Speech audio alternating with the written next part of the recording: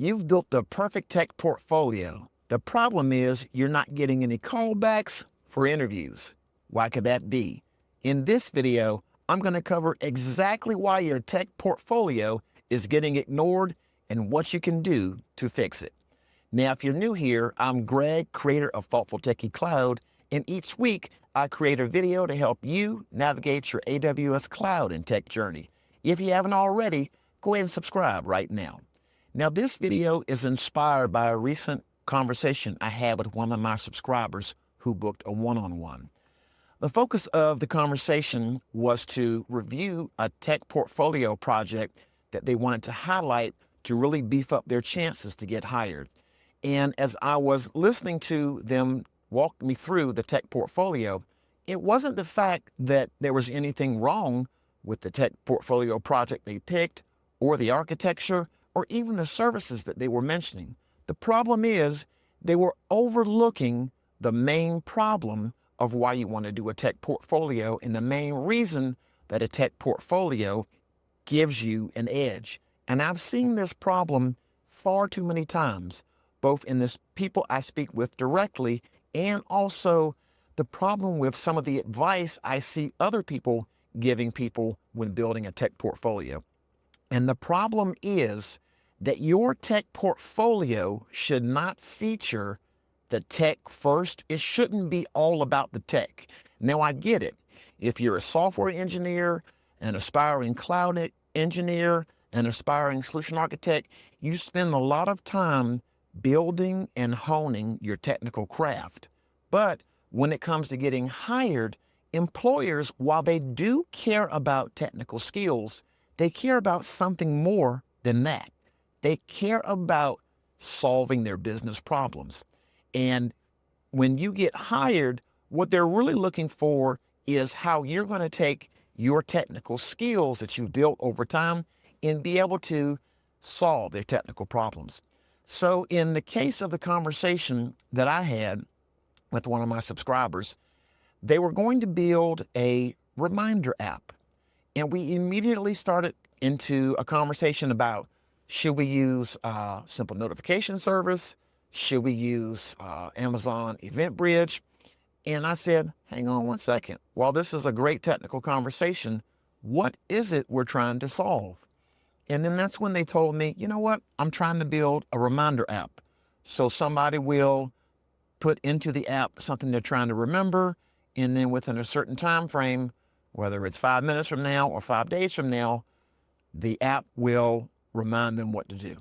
Okay, that's pretty interesting, but we need to make this interesting for a business.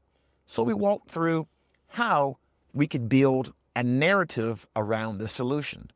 Before we dove deeper into what does a technical solution look like, we took a step up and we needed to frame a business problem. What could it be?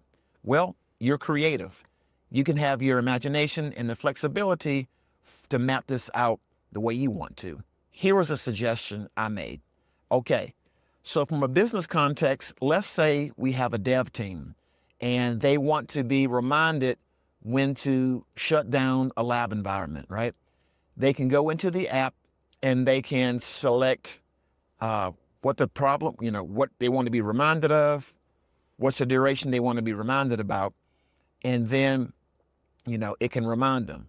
What's something else interesting that we can do? From a business standpoint, let's say we want to get really creative and we not only want to let that user type in what they want to do in terms of the date and the subject or what they want to be reminded about. What if we could enter a natural language response? This is where we could potentially weave in AI, for example. So not only are you just building a solution, now you're coming up with a specific business use case, which you're solving. And oh yeah, by the way, let's layer on AI on top of that, because that's going to give you an added edge, because AI is something that employers are looking at very closely. Now, I know this seems like a simple and straightforward project, but you can take it to the next level.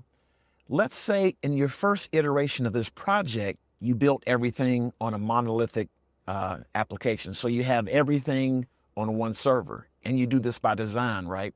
One of the common things that employers look after is how to take a monolithic application, which is an application that exists on one stack that's tightly coupled together, that's very hard to break out and work on and develop. If there's anything that goes wrong in the underlying components, there's usually a degradation in service or an outage. You could take that from a monolithic application running on one server, for example, and break it out to a microservices architecture. So you could transition from something like an Amazon EC2 in AWS to either breaking it out into an AWS Lambda function or taking a look at containers on AWS. Now you've demonstrated that you can go from a monolith to a microservices. And then once you broke it out into a microservices application, you can walk through your rationale for why you did that. The reason why you did that is because now you want individual developer teams to be able to focus on a particular microservice so they can develop that application independently so that dev teams don't step on each other. Now, what's something else that you could add to that microservices-based architecture? One thing that businesses look at and have a challenge with in a microservices architecture, even though it's beneficial, is now they need to figure out observability and monitoring. You can take a look at CloudWatch and setting up metrics and setting up thresholds to alert on certain issues like CPU utilization, for example. So now you've taken a use case which deals with just sending out a simple reminder that was a monolithic application. You broke it out into a modern application, either via Lambda or containers. Now you've layered on observability and monitoring on top of it. And I tell you something else that employers are real focused on.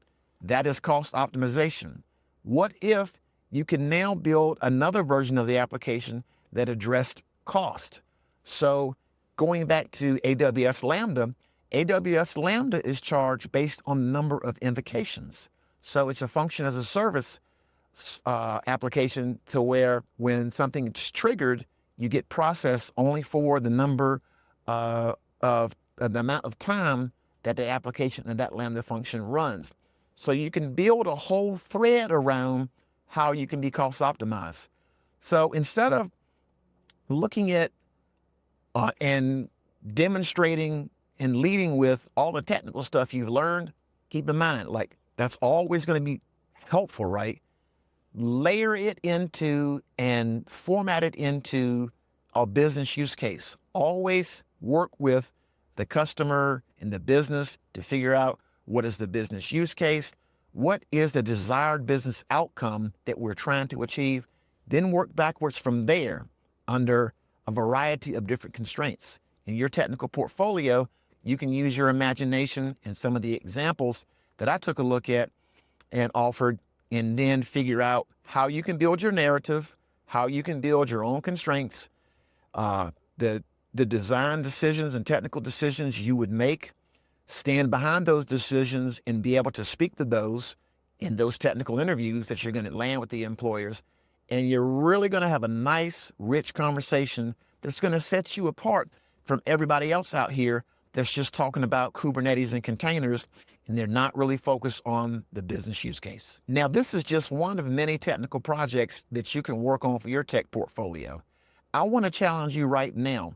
If there's a tech portfolio project that you have in your portfolio right now, take some of the concepts I mentioned now and de-emphasize just the tech stack you've built and now build a business narrative around it. Can you cost optimize the architecture? Can you break it out into a microservices architecture? Can you go from a server-based architecture to a serverless-based architecture and then walk a business through why you made these decisions from an AWS well architected standpoint? If you can do this on your tech portfolio projects, this is going to set you above and beyond everybody else out there that's just focused on the tech stack. Let me know in the comments if you have any questions. Make sure you subscribe, and I'll see you in the next video.